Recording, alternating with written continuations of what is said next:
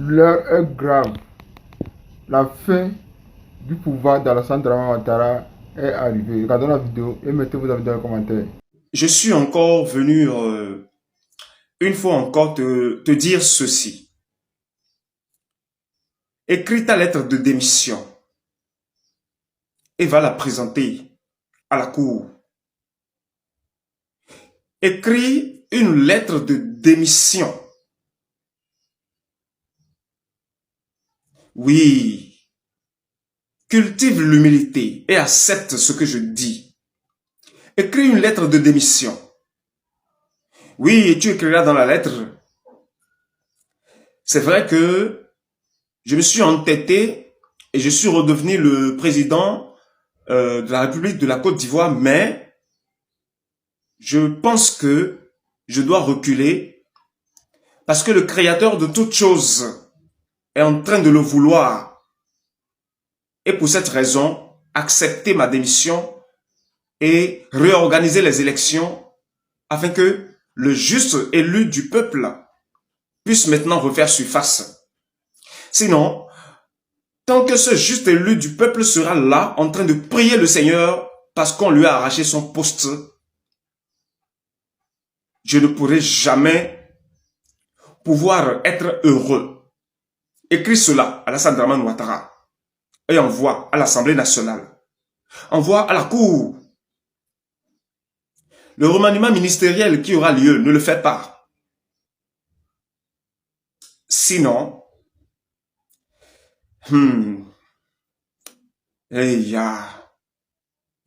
c'est encore un avertissement que j'apporte. Oui, parce que l'épée aiguë est déjà là. L'épée à deux tranchants est déjà là. Et cette épée-là veut frapper. Les gens parlent et vous entendez, c'est vrai, vous n'y croyez pas. De la manifestation de la colère de Dieu dans le passé. La Bible a écrit certaines choses. Vous lisez, mais vous n'y croyez pas. Ne vous inquiétez pas. Ces choses sont revenues. Et personne, je dis, ne pourra empêcher la réalisation de la manifestation de la colère de Dieu. Personne. Il est écrit dans l'Apocalypse, le chapitre 19, précisément le verset 15. Le chapitre 19, le verset 15. Allez faire une lecture de cela. Ça se réalise, hein? Ça se réalise. Et cette réalisation veut démarrer par la Côte d'Ivoire. Ainsi, mon nom c'est Zovizo tout simplement. Et je suis en train de t'appeler à faire ce qu'il faut. Parce que le seul juge, juste juge de cette nation est réapparu. Et les opprimés aujourd'hui ont l'obligation d'être heureux. Et ceux qui ont l'habitude d'infliger les douleurs ont l'obligation de disparaître maintenant et éternellement. Voilà un peu mon message d'aujourd'hui. Merci. Le pays est en ce moment en plein hold-up. Le président en place ne peut pas quitter parce qu'il a des crimes de guerre qui le suivent. Il a des crimes de guerre qui vont le rattraper dès qu'il quitte le pouvoir. C'est son seul moyen de suivi, c'est de s'accrocher là jusqu'à sa mort. Et ce qui est triste en ce moment dans cette situation, c'est que en s'accrochant là, il est en train de vendre tout le reste. C'est-à-dire ceux qui sont autour de lui, ceux qui ne savent pas, quand il ne sera plus là demain, ils vont les pourchasser tous. Les églises. Comme ce qui se passe en ce moment avec les Bongo. C'est le même principe. Les mêmes qui ont levé Bongo vont venir poursuivre une partie de la famille Bongo. Ou bien une partie qui était autour de lui. Ils vont payer les pots cassés de cela. Mais Bongo, lui, il est quelque part tranquille, il a sa famille. Donc aujourd'hui, c'est ce qui va se passer. Demain, quand le président de la Côte d'Ivoire, soit il sera décédé, soit il ne sera plus là. Tous ceux qui le suivent aujourd'hui, qui ont tous les 60 ans, 65 ans, mais eux, c'est fini pour eux. 50 ans, c'est fini pour eux. Il va avoir une chasse qui va commencer. C'est une génération sacrifiée. C'est une génération sacrifiée. C'est ce qu'ils ne savent pas. Donc là, lui, il s'accroche juste parce que s'il quitte là, il va à la CPI. Ils vont le poursuivre. Déjà avant les élections, ils ont exposé toute sa fortune, son patrimoine. C'est le même principe. C'est le même principe qu'ils font avec Mobutu. C'est le même principe qu'ils ont fait avec tous ceux qui veulent enlever les deux dictateurs. C'est le même principe. On vous expose. On t'expose et on te montre que demain, quand tu quittes, en fait, tu vas rendre compte pour ça. Donc, tu ne peux pas quitter. Et derrière ça, ils te prennent des propositions. Donne-nous le pétrole, donne-nous ceci, donne-nous cela. Tu n'as pas le choix. Donc, tu subis. C'est le peuple qui est en train de subir. C'est le peuple qui est en train de subir. Ça veut dire peut-être au départ, il avait la volonté. Aujourd'hui, le président n'a plus de volonté, n'a plus de possibilité. Regarde, on finit les élections, on donne le résultat provisoire. On donne le résultat provisoire. Ce ne sont même pas les résultats. Et puis, c'est même pas les élections, hein, c'est le braquage électoral. Exactement. On entend directement que la Banque mondiale, ou bien la FMI, je ne sais plus, vient de faire un prêt de 471 milliards de francs CFA à la Côte d'Ivoire. C'est comme si... un gouvernement qui n'a pas encore été confirmé. Qui n'a même pas encore été confirmé. Les résultats d'élections qui n'ont même pas été confirmés. C'est de l'argent quand tu vois, tu as dit on a eu de l'argent, la Côte d'Ivoire n'a rien eu. C'est des chiffres. On défait un prêt, mais le prêt va jamais arriver même peut-être. C'est une dette qui vient sur nous comme ça et puis l'argent est chez eux. Je sais pas si tu comprends ce que je veux dire. Absolument. Et l'Ivoirien est là, il vit, il est en train de s'amuser, il est en train de danser. Toi tu parles, on te dit tu fais la politique.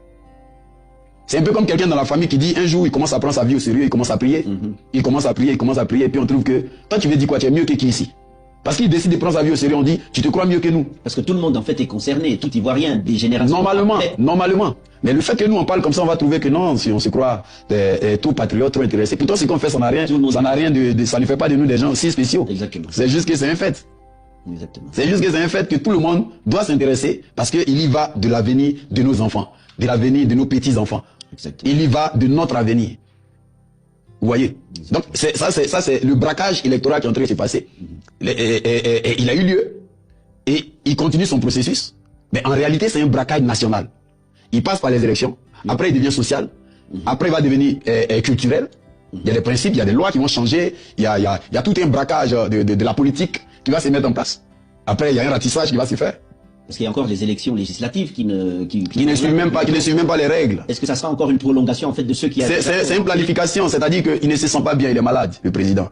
Il est malade. De un, il n'est pas un président légal. Ça, c'est un fait. Parce que déjà, il a violé la Constitution pour faire son troisième mandat. En se représentant au-delà. Et il a prêté serment. Et dans le serment, il dit que s'il ne respecte pas la Constitution, il ne respecte pas les lois, que le peuple de Côte d'Ivoire lui retire leur confiance. Et ce qu'il a dit, c'est pas ses propres mots, c'est ce qui est écrit. Et c'est plus l'article 53 ou je sais plus 58, je sais plus de la Constitution. Mais quand il prête serment, ce qu'il doit dire, c'est écrit, il récite ça, c'est tout. Mais en fait, ça ne... Mais il finit de réciter, il ne respecte pas. Il ne respecte pas parce que... Une fois. Il ne respecte pas encore, deux fois. Et toi qui parles, on trouve que tu as un problème. On est arrêté, vous pensez qu'il y a des gens qui sont arrêtés, les gens qui se lèvent pour dénoncer un peu... Ceux qui parlent, on les arrête. Parce que tout le monde doit être naïf, tout le monde doit être muet, tout le monde doit être bête. Applaudir. Tout le monde doit applaudir, et puis tout le monde va ensemble dans le même trou. Et ceux qui sont mis en avant, c'est les comédiens, les plaisantins, les rigolos, ceux qui se déshabillent sur les réseaux sociaux. Les gens qui distraient. Les gens qui distraient la population. C'est ceux-là qui sont mis en avant, c'est ceux-là qui sont... Un peu le rôle du diable. Voilà. Tu parles, tu t'exprimes un peu mal, tu fais un peu rire les gens. C'est de toi on a besoin, c'est toi on reçoit dans les palais, c'est toi on reçoit dans les ministères. Mais quelqu'un qui a étudié, qui a des capacités de pouvoir créer quelque chose, de pouvoir établir un programme pour pouvoir faire évoluer plusieurs personnes, on ne veut pas d'eux. Oui. Et ceux qui parlent un peu... Qui éveillent les consciences. On les met en prison. Tu vois tout ce potentiel qu'il y a. Tu as une expérience de ce qui est l'avantage d'être dans un pays où il y a des droits qui sont respectés. Il y a la démocratie. Il y a la démocratie. On peut manifester sans le risque de se faire arrêter. Donc tu es bien placé pour comprendre comment est-ce que aujourd'hui le fait que nous parlons, c'est le comportement des personnes normales. Sans avoir peur de se faire enlever par les services de renseignement. Et là-bas, ils enlèvent des gens. En Côte d'Ivoire, on enlève des gens. Là, combien de personnes ils ont mis en prison? Combien de personnes qui ont été arrêtées? Au cours de ces quelques mois. Des gens qui sont sortis pour aller manifester, on les a arrêtés, on les a mis en prison. 3 années de prison. 36 mois. Parce que je suis sorti pour manifester. 36 mois de prison. C'est quand même long. Pendant que quelqu'un qui détourne des milliards, on lui donne quelques mois. Vous voyez? Et puis, les 36 mois, ça passe. C'est un cas. Mais il y en a qui sont en prison depuis des années et des années. Qui n'ont pas été jugés. Parce qu'ils ont levé la voix. Parce que le régime ne les aime juste pas ou bien ils sont juste en désaccord avec le pouvoir en place. On n'est pas en train de vivre. Ce qui est en train de se passer aujourd'hui, c'est une leçon. Mais montre-moi, dans l'histoire de l'humanité, à part le peuple indien, même les Indiens, ils existent encore. À part le peuple indien, où est-ce que des gens sont quittés dans un autre pays, venir arracher le pays de quelqu'un? Ça n'a jamais. Donc ça n'aura pas lieu en Côte d'Ivoire. Ça n'aura pas lieu. Ça n'aura pas lieu. C'est juste triste. C'est juste triste pour tous ceux qui suivent aveuglement. Parce que demain, ils seront chassés du pays. Ils vont laisser leurs immeubles qu'ils ont construits pendant cette période. Ils vont laisser leurs maisons qu'ils ont achetées pendant cette période. Ils vont perdre des terrains qu'ils ont achetés pendant cette période. D'autres vont partir avec leur argent qu'ils vont laisser dans Côte d'Ivoire. Ils vont fuir. Donc en fait, les gens ne tirent pas des leçons des histoires des pays. Ils regardent juste l'individu de 83 ou bien de 85 ans qui ne sera plus là bientôt. Mais vous qui le suivez, comment ça va finir pour vous? Parce que tu peux avoir une nationalité, mais ton histoire, tu ne peux pas la truquer. Non. Ton histoire va toujours parler. Ça, c'est des haut-parleurs que tu ne pourras jamais faire taire. Et ça va rappeler que tu es guinéen. Ça va rappeler que tu es malien. Tes origines vont réapparaître. Et l'Ivoirien qui a tellement eu mal, va te montrer un autre visage. Et ça, c'est un fait. C'est ce qui s'est passé ici en Suisse. C'est pourquoi les Suisses, il y a des périodes où ils tapent sur la table. Et puis ils disent non, là, cette année, on est à quoi? Non, à une Suisse à 10 millions. Parce qu'ils ont eu une période où ils ont été envahis. Et ils ont eu à lutter et à récupérer. Ils ont mis des droits de base. Tu vois? Donc ça fait que même dans leur loi, il y a des principes. Même quand on te donne un document, sur le document du Suisse, et puis sur le document de celui qui n'est pas suisse d'origine, il y a une petite information qu'ils vont cacher dessus. De sorte que celui qui est suisse d'origine, quand lui regarde, il sait que ça, c'est un étranger d'origine. C'est un papier suisse, mais il n'est pas d'origine suisse. On lui a prêté la nationalité. Parce qu'ils ont eu une expérience. Et voilà où la Côte d'Ivoire va aboutir. Et voilà le cas qui va venir sanctionner plusieurs étrangers en Côte d'Ivoire. Il n'y a pas un pays où on est venu, on a exterminé tout le peuple. Non, c'est impossible.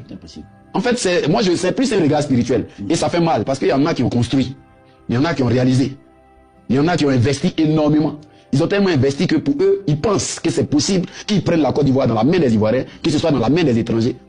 On a une crise en ce moment avec des Libanais. Les Libanais eux-mêmes, ils sont combien? Eux-mêmes, ils sont combien? Le Liban, c'est un petit pays. C'est un petit pays. Voilà. Là, c'est pas le Liban qui va venir envahir les Ivoiriens jusqu'à les exterminer, les faire disparaître. C'est pas possible. Qui sont un peu favorisés. Donc, en fait, c'est ce que les gens doivent réaliser. C'est ce qu'ils doivent réaliser. Quand tu es en train de poser une action, faut regarder à long terme. Tout a une fin. Faut regarder à long terme. Parce qu'un matin, l'Esprit de Dieu va rentrer en quelqu'un qui est à côté du dictateur, qui va l'abattre. Ça finit toujours comme ça. Exactement. Ça finit toujours comme ça. Soit il y a un qui est à côté, voilà, quelque chose lui prend un matin, il dit non, moi j'en ai marre de tout ça. Il pense qu'il faut qu'on sauve ce pays-là. Et puis il abat. Tous les pays, c'est la même histoire. C'est la même histoire qui revient. Voilà. Et puis tout va redevenir normal parce que Dieu a dit bon, les enfants ont compris maintenant, je pense que je vais ramener les choses à la normale. Quand ça revient à la normale, là, c'est une autre phase. Et les gens vont payer les pots cassés de cela. Ça va arriver. Ça va arriver. Regarde Israël. Israël, ils ont été déportés, ils sont allés partout. Aujourd'hui, Israël, où ils sont dans leur pays. Ils sont dans leur pays. Il n'y a pas une nation qu'on a exterminée qui est partie jusqu'à... C'est pas possible. Pas possible. Même les Américains, le côté où ils ont pris des Indiens, les Indiens existent encore. D'origine. D'origine, ils existent encore. Tu peux pas exterminer un peuple jusqu'à finir, c'est pas possible. Tu vois? Donc ça, c'est quelque chose qui est très très dangereux par rapport à la situation en ce qui concerne la Côte d'Ivoire. Donc ce braquage-là, les Ivoiriens doivent comprendre. Les Ivoiriens doivent comprendre que en ce moment, ce qui est en train de se passer en Côte d'Ivoire, chaque Ivoirien doit réaliser que ce n'est pas l'heure pour lui de s'amuser. Il faut être alerte. Il faut qu'il soit en alerte. Il faut qu'il soit en alerte. Il faut qu'il soit en alerte parce que si l'Ivoirien ne se lève pas et qu'il ne fait rien par rapport à ce qui est en train de se passer, il n'aura que ses yeux pour pleurer. Vous avez été sur place, vous avez eu un regard prophétique, vous avez eu un regard chrétien. Que pensez-vous de la position actuelle de l'Église en Côte d'Ivoire et je dirais même en Afrique parce que tous les pays africains connaissent un peu le même parcours. Quelle est la position de l'Église actuellement en Côte d'Ivoire par rapport à la situation? L'Église n'a pas vraiment le choix. L'Église n'a pas le choix parce que l'Église est en face d'un tyran. L'Église est en face d'un dictateur. C'est ça le problème.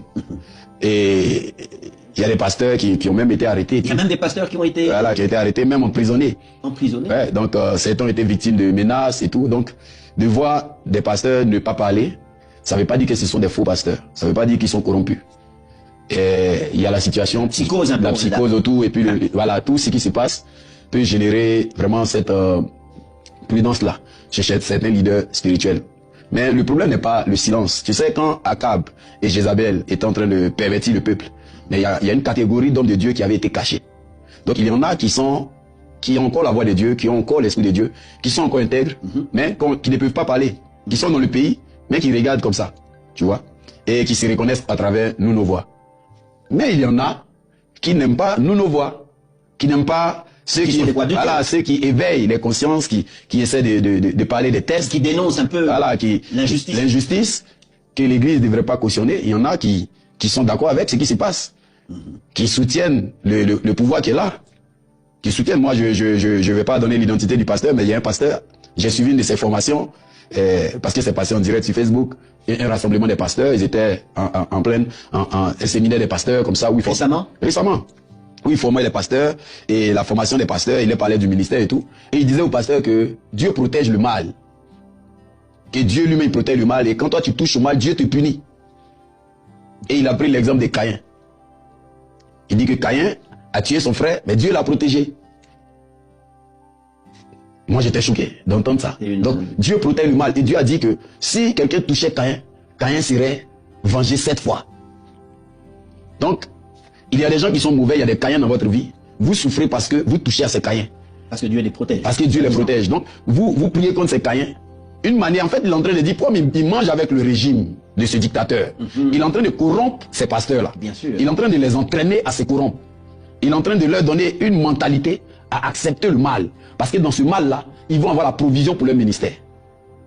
Parce que le thème, ça parlait de la provision, les ressources du ministère. Donc souvent, il y a des gens qui sont mauvais, il y a des gens qui ne sont pas bons, que Dieu envoie dans votre vie. Ce sont des Caïns, mais il ne faut pas les condamner, il ne faut pas les blâmer. Parce qu'ils viennent de Dieu. Il faut avoir le cœur pour les pardonner, pour les accepter comme ça. Que c'est Dieu qui les a envoyés comme ça. Et souvent, vous combattez ce genre de personnes dans vos ministères, c'est pourquoi vos ministères manquent de ressources. Parce que Dieu met les ressources de votre ministère dans votre main. Mais vous êtes trop dur, vous ne les acceptez pas. J'ai écouté le message, j'ai été choqué. Mais, nous, papa nous a appris à ne pas faire du corps des autres notre échelle. Voilà. Donc, j'ai regardé, j'étais choqué, j'ai dit, mais il est en train d'entraîner. T'imagines les milliers de pasteurs? Après, j'ai vu un petit qui était à cette conférence, qui a fait une vidéo, un jeune pasteur, et il disait, tous ceux qui ont insulté le président Alassane Ouattara, tous ceux qui ont prié contre Alassane Ouattara, ils n'ont qu'à se repentir. J'ai dit, mais tu vois, tu as vu comment l'enseignement a détruit. Et a défilé. Et c'est un jeune, hein. Un jeune, il doit avoir peut-être 24, 25 ans. Et j'ai vu, il a publié ça sur son Facebook, il a enchaîné des messages dessus, j'ai regardé, il avait pris même l'exemple de Jude 1, Jude verset, je sais plus combien c'est, 8, où il a dit que même le diable n'a pas réprimandé. Même les anges n'ont pas réprimandé Satan. Ils n'ont pas osé réprimander Satan, ils n'ont pas osé injurier Satan. Voilà l'exemple qu'il prend. Et lui, son exemple, on peut un peu comprendre. Mais depuis quand les anges ont insulté quelqu'un? Ça ne fait pas partie de leur nature. Mais comme c'est un enfant, il ne connaît pas trop la Bible. Alors, il sait pas, il n'a pas fait la similitude. Depuis quand un ange a insulté quelqu'un dans la Bible? Les anges, ils sont saints. Ils sont saints.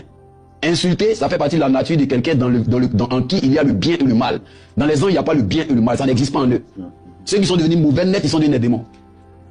Donc, comment un ange peut réprimander Satan, puisqu'en lui, il n'y a pas de mal? Pour réprimander, il faut que tu aies le mal en toi pour pouvoir réprimander, pour pouvoir reprendre quelqu'un. Ou bien injurier quelqu'un. Donc, l'ange ne peut pas le réprimander. Donc, si on comprend bien par ça, ça veut dire que l'Église est infectée. Et maintenant, qu'est-ce qu'ils ont fait? Ils ont cherché des gens. Ils cherchent des gens qui sont influents. Ils cherchent des gens qui sont influents. Ou bien on va te rendre influent. Et maintenant, toi, avec ta position, les gens t'envient.